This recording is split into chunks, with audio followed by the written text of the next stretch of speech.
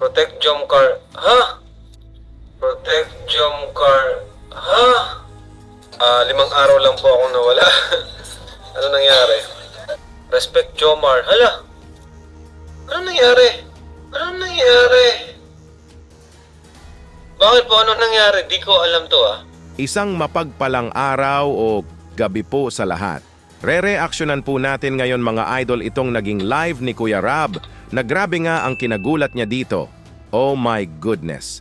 Sa 5 days nga niyang di nakasama ang K-Boys at staff niya dahil nasa trip to Taiwan nga sila ng asawa niya na si Ma'am Jack Tapia Matuban for anniversary spend time nila together. Ay sa first live nga niya back home ay nagulat nga siya sa nabalitaan niya. Naku po, grab nga ang nababasa niyang naging comment ng viewers sa comment section. Halaka. About nga ito kay Papa Jomar na alam naman po natin na they are very close to each other. Kaya sobrang nagulat nga si Kuya Rab kung ano na ba talaga ang pinagdaanang problem ng friend niya na si Papa Jomar. Yan po ang napakamainit na pag-uusapan natin ngayon mga idol at bibigyan ko na din po ng konting reaction yan. Bago po tayo mag-uumpisa ay shoutout ko po muna ang leaders ng Kalingap na sina Kuya Val Santos Matubang, Ate Edna Vlogs at Idol Kalingap Rab. Pati na rin po sa lahat ng Kalingap Reactors, especially na po ang Karepa.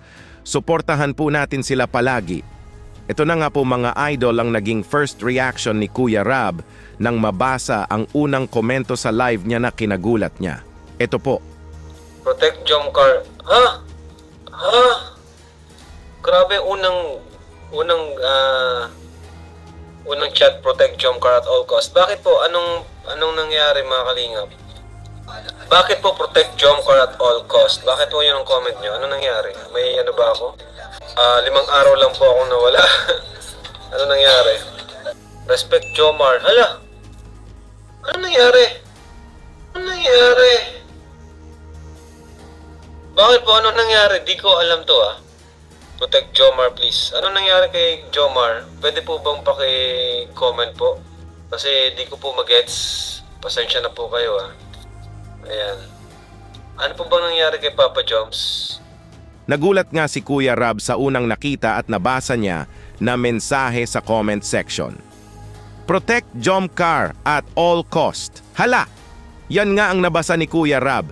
Nakakagulat po talaga ito, especially na ay 5 araw siyang nawala at ito ang nabalitaan niya sa pagbabalik niya. Kaya napatanong si Kuya Rab sa nag-comment na bakit daw protect Jomcar at all cost. At may nabasa nga din si Kuya Rab na respect Jomar. Oh my goodness, nakakagulat po talaga ito. Sa sobrang gulat nga ni Kuya Rab ay napasabi nga siya ng, hala anong nangyari? Di daw nga niya gets ang nababasa niya na comment. At ito na nga, may sagot na nga ang nag-comment kung bakit protect Jomcar at all cost. At bakit respect Jomar. Ito po. Daming bashes ang Jomcar ngayon dahil sa live. Bakit po? Madami po bang bash? Pasensya na po, di ko po alam. Nabash dahil sa vlog niya nung birthday niya, bakit daw nakasama mga angel silang mga K-boys. Nakakawa si Papa Joms, napakabait na bash dahil kasama si Carlos at Angel sa vlog.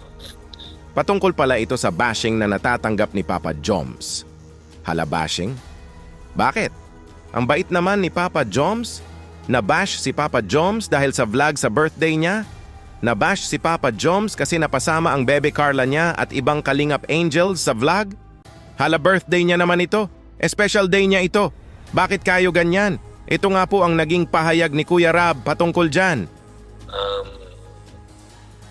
Kaya na po natin. Siguro ay bigyan natin siya ng kumbaga, minsan lang naman po yun Minsan lang naman po. Saka birthday naman niya. Huwag na natin masyadong gawing big deal yun. Birthday naman ni Papa Joms yun. Tama nga naman ang sinabi ni Kuya Rab, minsan lang naman ito at especially birthday ni Papa Joms, kaya hayaan na lang po natin siyang maging masaya sa mismong kaarawan niya. Nasabi nga ni Kuya Rab, na wag na nating gawin na big deal ito kasi it's Papa Joms' birthday. Kaya wag kayo ganyan. No bashing please.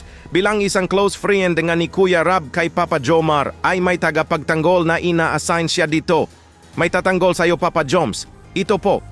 Yan, Kuya Jens, ipagtanggol mo si Jomar, Kasi binabash pala si Pop Joms, di ko rin alam eh. Ayan, Kuya Jens. Kuya Nel, si Kuya Jens na bahala dyan. Ayun, sabi ni Kuya Nel. Oo. Kuya Jens, ikaw na daw bahala dyan ha. Eh, total, jump car reactor ka. Kuya Jens.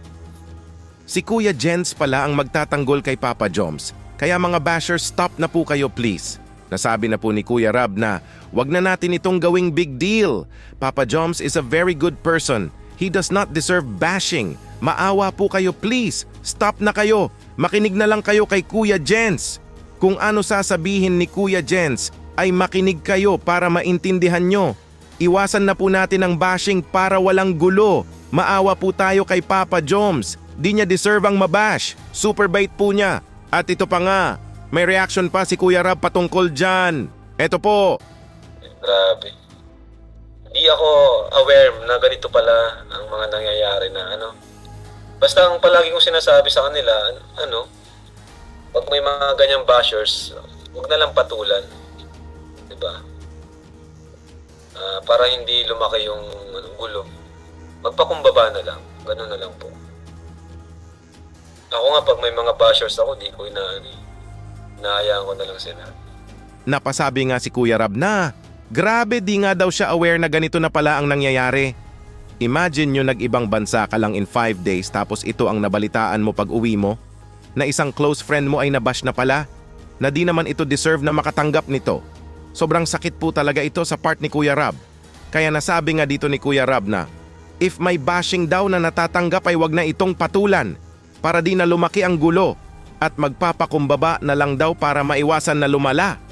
Nasabi nga din ni Kuya Rab na hinahayaan lang daw niya ang mga bashers niya. Kumbaga bahala kayo dyan bashers. Walang paki si Kuya Rab sa inyo.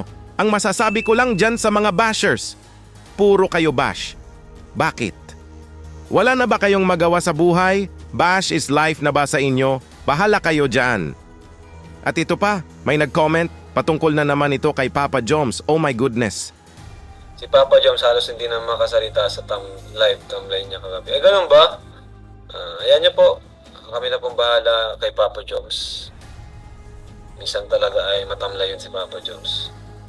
Mahal namin si Papa Joms. O naman po, mahal natin si Papa Joms.